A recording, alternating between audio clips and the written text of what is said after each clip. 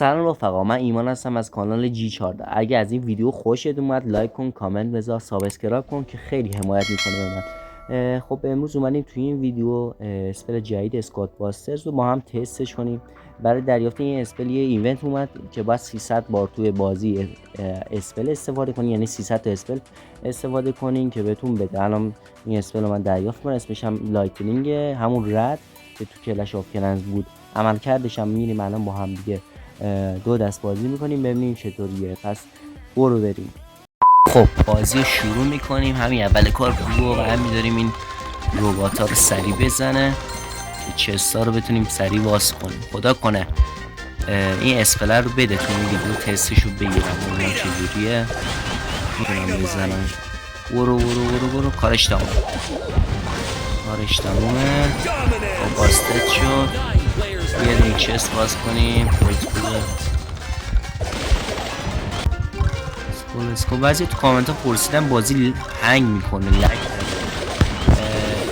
به اینترنتتون ربط به اینترنت یه مقدار ربط داره ولی به گوشی ربط داره، بیشتر به پردازنده گوشیتون باید حتما گوشی گیمینگ باشه. فکر کنم این بازی خیلی FPS میکشه، مخصوصا موقعی که ویچ شما انتخاب میکنی کل مپ پر ویچ میشه، اون موقع لگ رو فکر کنم بیشتر حس میکنید.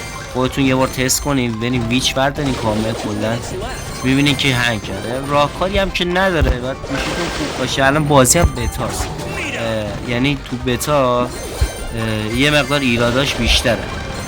نسخه اصلی بازی که 29 می میاد این ایرادا برطرف میشه. فکر کنم بازی خلوت‌تر بشه، بهتره. خیلی شلوغه بعضی موقع.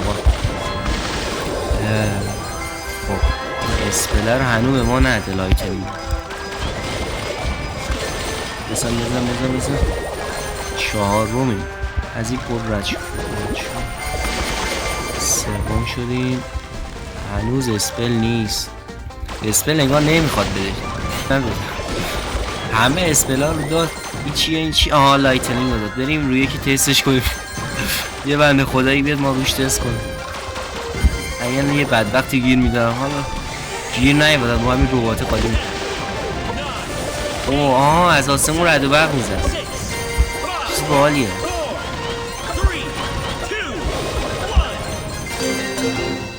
چیز باحالی بود. اینو نگه الان بره فوش میشه، میره توی لابی فوش. خدا لعنتت کنه. خدایی اگه دیدین یارو نصف جون داره کمکش کنی، نزنیدش. الان مثلا نباشه یارو هم نیامد من زدمش. یکی دیگه هم فکر کنم کرده بودش، من مرده خودی کرد. اسپل نه کنون. اینم میتونم بزنم. آره اینم میتونم بزنم. این دست کلا کار زدن. آره اینم باستت شد کنیم. بازم کنون. بابا چرا کنون میدی؟ حالا ما میخواستیم کنون رو بررسی کنیم، کلا کنون نمیداد دیگه. فکر کنم آرچر کوین خیلی خوبه. این آرچر کوین دو تا الپیرومو بندازی جلوشو یا یه بتل هیلر.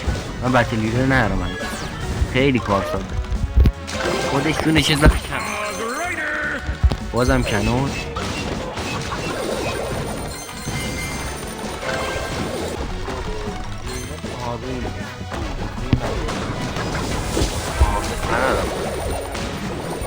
فرار کرد ما هم لک شد. بهتره ما هم فرار کنیم. موضوع خیلی خوب. زد نفس ما رو ترکون بربرکینگ داشت. ولی لایتنینگ خیلی خوبه به نظر من.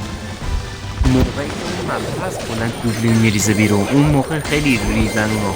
داشت 30-40 تا ریزن بیرون. اون موقع بزنی همشون با هم میرون. فرار چقدر از اینا به تور من میخوره آجی.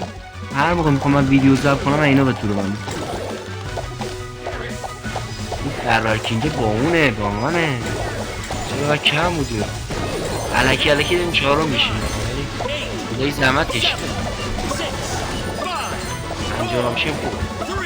حالا بود از این اسپله. به نظر من اسپله رد دوم. اول بمبه خوبه بعد این اسپله لایتنینگ.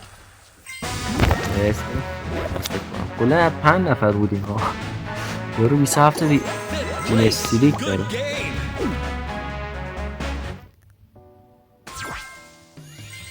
رفقا اینم از ویدیو بررسی این اسپل جدیده که تازه به بازی اضافه شده، اسمش لایتنینگ. اگه بخوایم اسپل رو رده بندی کنیم، اولین اسپل به نظر من بوم همه قوی تره، بعد اسپل لایتنینگ، بعد اسپل فریز، بعد اسپل کنون، بعد به ترتیب هیل و ریج. باگی که اولی ویدیو گفتم این بازی باگ داره اینه که این ایموته لول 0 ولی هنوز باز نشد. این یکی از باگا بود که من به چشمم اومد.